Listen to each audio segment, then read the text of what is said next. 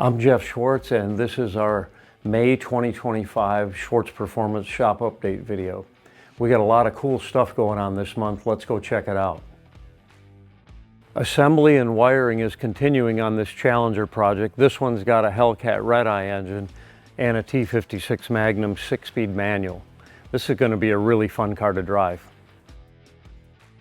We spent quite a lot of time going through this 69 Mustang here, and we've got fresh tires on it. We've repaired a fuel leak. There's numerous things that happen from deterioration of just sitting and not being used. Anyway, the last thing is it's not running quite right. So we've got to diagnose that problem, and then she should be ready to go back to Michigan. Assembly, plumbing, and wiring is continuing on this 55 Chevy, and we did get the Forgeline wheels in as well.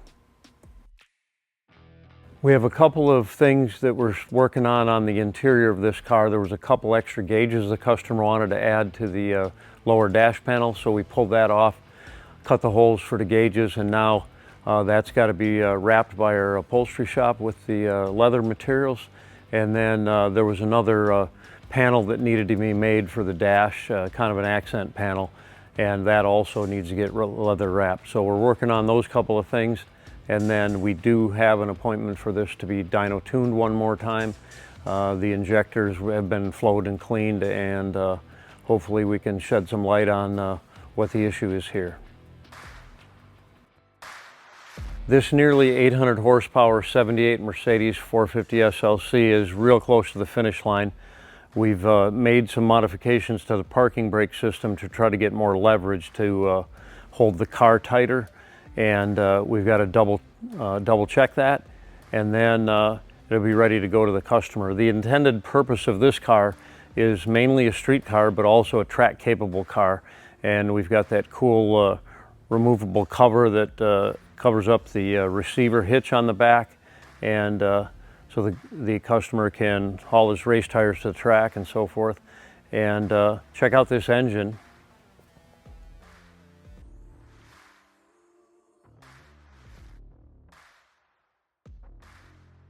We also have a really cool interior in here. We've got carbon fiber Sparco racing buckets, custom-made carbon panels on the dash and the door panels and console, a sequential manual shifter, black Alcantara and red leather with red stitching. I look forward to seeing this on the tracks of the East Coast.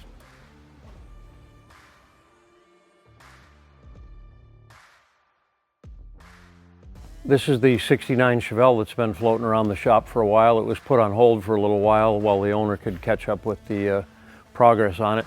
So we've got these wheels that we're test fitting here. We've also got a few more tidbits that need buttoning up before it gets into the final bodywork and paint phase. But all the fab work has essentially been done, and we're just tying up a few loose ends before it goes to paint and bodyworks. This is the other 632 project that's still here in the shop, and this is a 55 Chevy that we started a couple months ago. We've fabricated the air intake tube for this gigantic 632 engine, and we're test fitting all the components. We've got the serpentine drive on there, the cooling system, fans.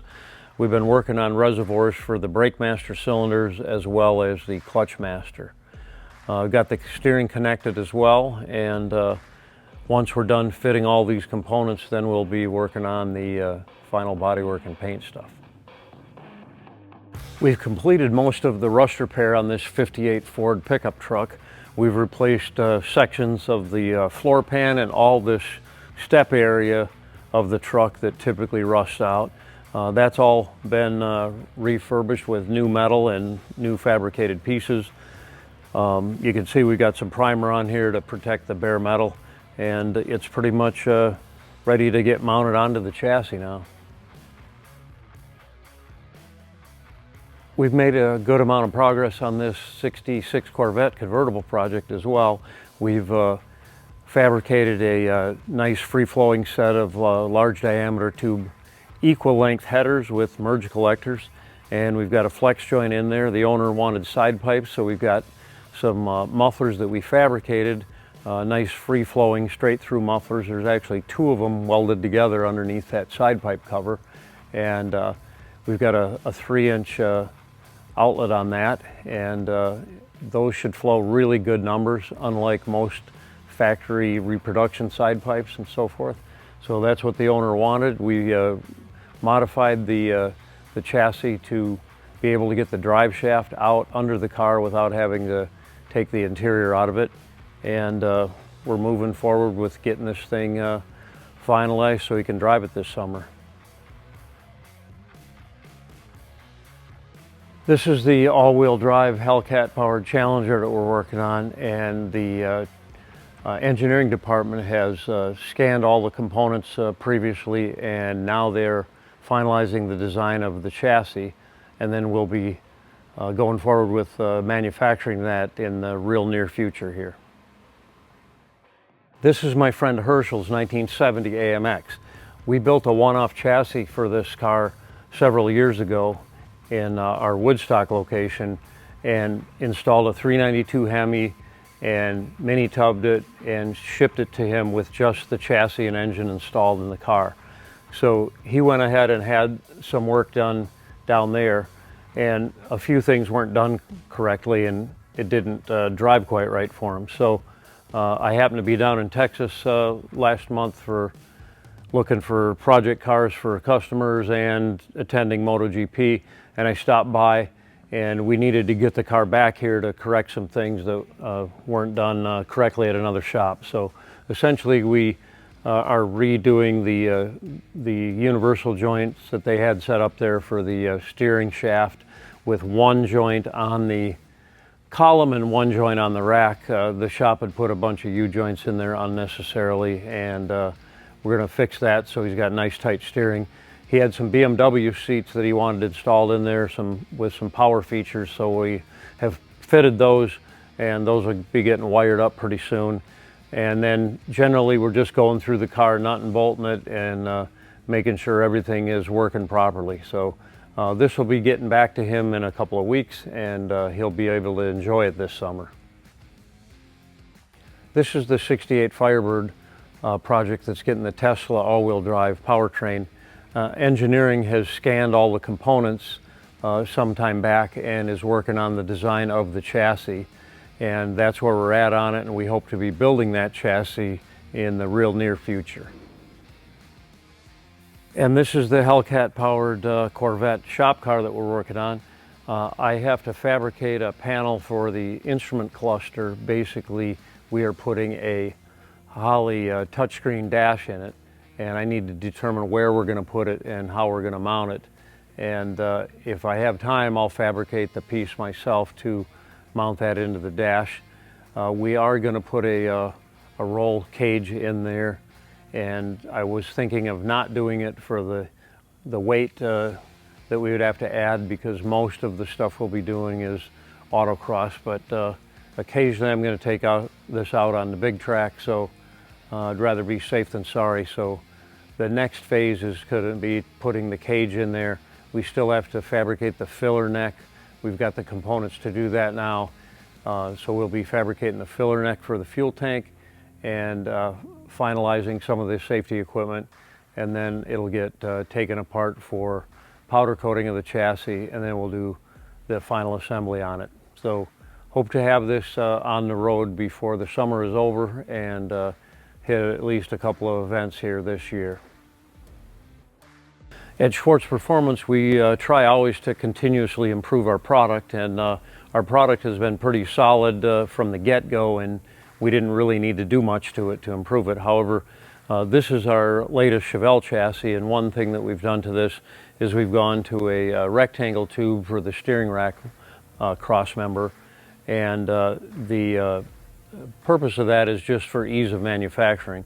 Making a round tube fit to a square rectangle tube is difficult. You have to notch things out, and this tube is laser notched, so it basically just fits right on there, and it's a lot quicker and easier to manufacture.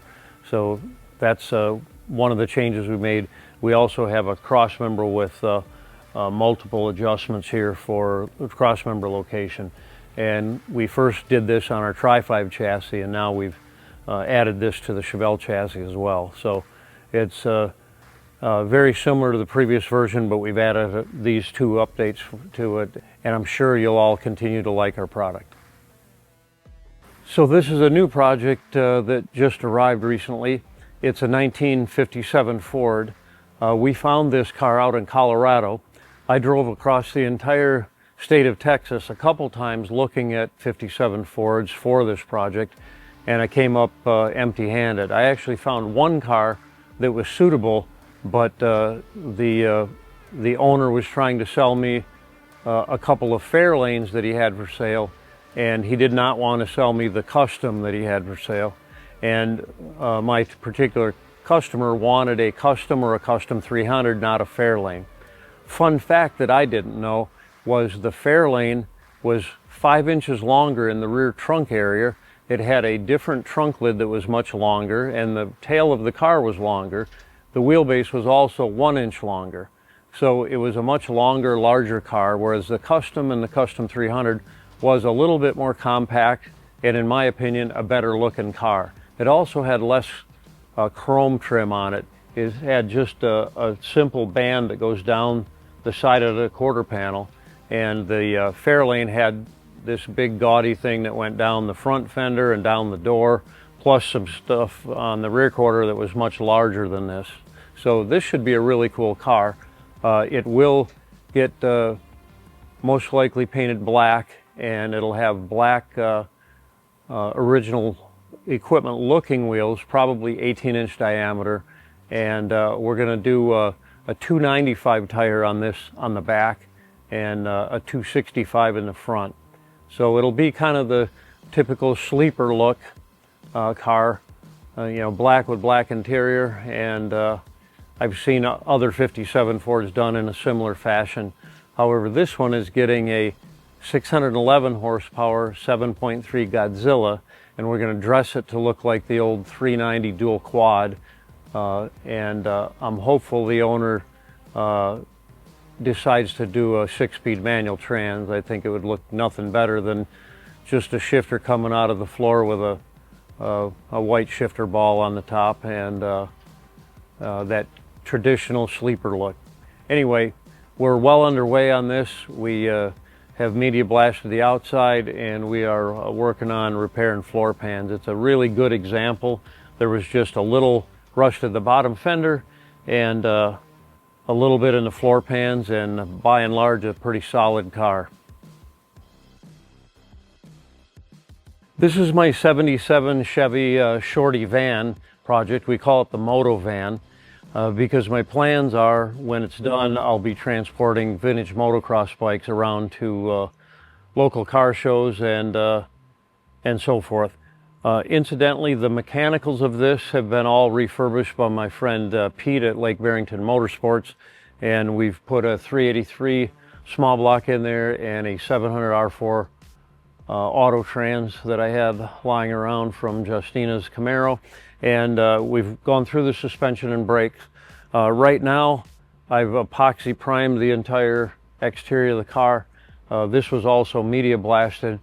It is a really clean Arizona car. Incidentally, it is so rust-free and clean that the original exhaust system is still in place. A factory dual exhaust that exited out the one side, and all the factory welds are there, all the factory hangers. Apparently it's so dry in Arizona that even the condensation inside your exhaust evaporates before it can rust anything out. So it's an amazing piece, and I kept that original exhaust system. And we're looking forward to, I'm going to do bed lining in the interior of this shortly. Eventually I'll put like a fancy interior on the walls, but I want to make it functional on the floor. So initially I'm going to do black bed lining in there and get the seats reupholstered, the captain's chairs, and then I'll, as I go on, I'll probably put some stitched panels, leather panels on the walls. But I'm excited about this one. I bought a brand new 78 van back in 1978.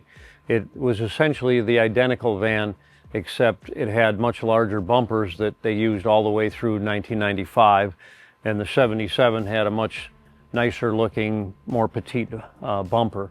But when I decided to order it, they had already quit making the 77, so I got stuck with the ugly big bumpers.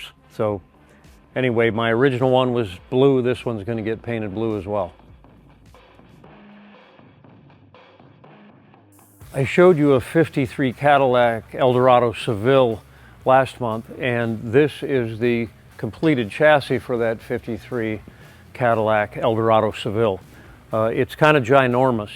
One thing I wanted to point out is General Motors had Buick, Pontiac, Cadillac, Oldsmobile, Chevrolet back in the day, all different brands of cars. And most people thought that they shared a lot of components, and in the later years they did share some components. However, in the early years, like 53 in particular here, and all through the 50s and most of the 60s, they didn't share many components. So a thing that I'd like to point out is the luxury brand, Cadillac being the top of the line, had many more body mounts than a Chevy. So this is just a sedan, basically a two-door sedan, and look at all these body mounts along the chassis rail. There's numerous body mounts, way more than the Chevys and the Pontiacs and the Buicks had, and it makes the chassis and structure more strong, less flex, less prone for squeaks and rattles and things like that. So it really was a different product underneath and worth the extra money. Incidentally, if you ever need any type of chassis that we don't have, we do this all the time where we 3D scan and build you a one-off chassis at a fairly reasonable cost. So we can do that for whatever your mind comes up with as far as projects, even a 53 Cadillac. A public service announcement. I've been doing a lot of reels on Instagram, and those little reels are generally tidbits of information and little things that we've run into on projects and so forth. So be sure and follow us on Instagram, Schwartz Perf, P-E-R-F, and that's all we have for this month. Be sure and hit that subscribe button, and I can't wait to see you next month.